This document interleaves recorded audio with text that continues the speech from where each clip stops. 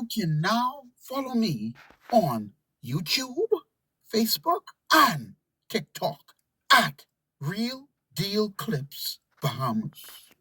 This lottery itself will focus on large-scale big ball draws, 5-ball and 6-ball formats, offering prizes in the hundreds of thousands of dollars and even millions.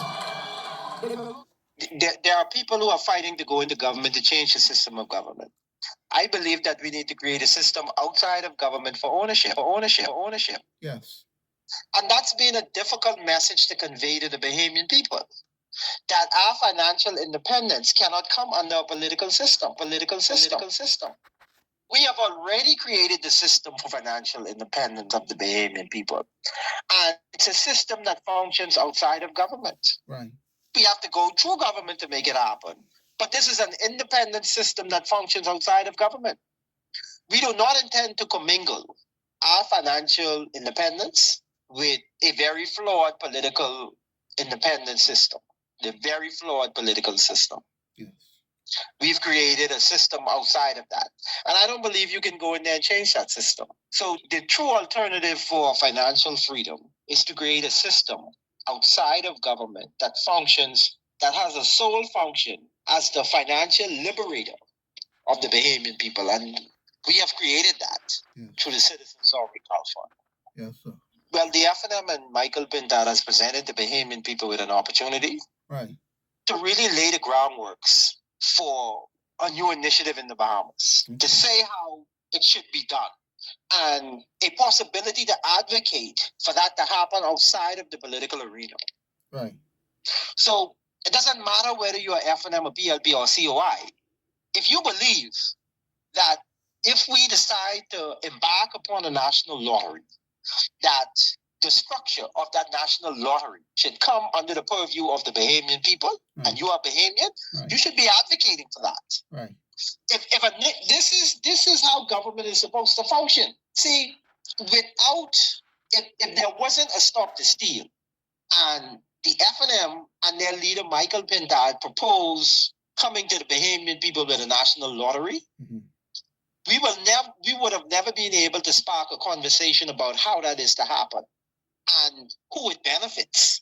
See, that's how the politician has gotten away with a lot of things in the past. Right. They proposed these schemes, but the Bahamian people were never involved in how the schemes were developed, to make sure that the safeguards were in place, to make sure that they can benefit from it. So an opportunity has been presented to the Bahamian people to take control of a national lottery. Right. And I'm talking about the Bahamian people. The Bahamian people can take control of a national lottery. When it was time to introduce a numbers racket into the country, you know what the government decided? The people voted against it. When it was considered an opinion poll or whatever, they got the opinion and the views of the Bahamian people through a process. More than 80% of the Bahamian people voted against that numbers, whatever they call that, racket or whatever it is. Voted against that numbers. Bahamians voted against it. They introduced it. So the Bahamian people had no pushback. When Perry Christie, who was the leader of the BLP at the time and Prime Minister, override the Bahamian people, think about the implications of that. Right. Your employee went against the decision of the employer, and there were no repercussions. Right. The label of being corrupt, I reject out of hand, because I'm not aware of any of my colleagues in that cabinet having committing any corrupt act. That happened in the Bahamas. Now we have the FNM and Michael Pintard talking about a national lottery system, and this is their way of entering the game and putting some other people in the game. See, they want that national lottery system, just like how the numbers racket in the Bahamas is controlled by a few individuals. They want that national lottery system to be controlled by a few individuals like that also.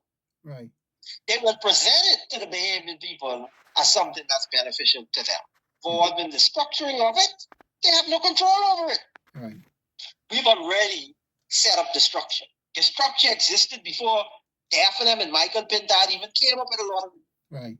And this is how we empower ourselves as Bahamians.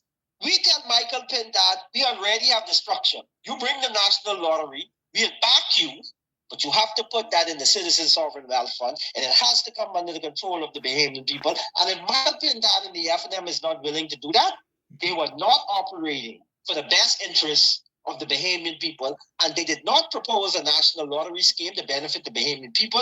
They proposed it to benefit a few individuals, their cronies, or whoever they have in the background and their special interests. And if that's what the FNM and Michael Pintard is up to, the Bahamian people should run them out of town with that lottery, because we'll have the exact same thing happening with the national lottery that is happening now with that numbers and that gaming racket. The exact same thing will happen. Mark my word. If the Bahamian people don't stage an intervention right now, because the mere fact that the FNM and Michael Pintard is proposing a national lottery, that can happen. Right. Whether it be the PLP or the FNM, that national lottery is going to happen. Intervention the Bahamian people need to stage is to make sure that the structure that's a part of that national lottery system comes under the control of the Bahamian people, and government has as minimal influence as possible over the operation and the management of that national lottery system. If we can't stage that kind of intervention at this point, we just keep going around in this like a hamster on a spinning wheel. Be dumb, we could think we can exploit them, and the Bahamian people stupid. You buy into it. But the game changes when the Bahamian people step forward with their plan. See, Michael Pintard does have their plan, and these political parties are about special interests. But the Bahamian people never have a plan. They want to go behind the plan they have. But the party, when they're looking out for special interests, the Bahamian people need to have their plan, and they need to back a plan that don't come under these political parties. That's the only way they can assure that they will benefit from the exploitation of what is a national lottery system or any other scheme that these political parties come up with in terms of new sources of revenue that can be generated in the Commonwealth of Bahamas. Okay. Are you saying that Michael Pintard have to reach out to you? It ain't Michael Pintard who need to reach out. Mm-hmm. Michael Pintard don't have no power. Brave Davis don't have no power. The Bahamian people got to reach out. The Bahamian people got to reach out and say, yeah, we need this. Let's get it. It's the Bahamian people who have the power. I could care less whether Michael Pintard or Brave Davis or one of them pick up the phone and call me. When the Bahamian citizens ring, and a lot of them has called me, by the way. I get calls, hundreds of them daily. When they say, yeah, this is a scheme we could get behind, and even if you are FNM and you're inside the FNM, you go to your leader and you say, hey, man, look here, this got to come under the control of the Citizen Sovereign Wealth Fund. Yeah, we support that national lottery or whatever, but we got to make sure that's something in it for us. What in it for us? Waiting on no promise.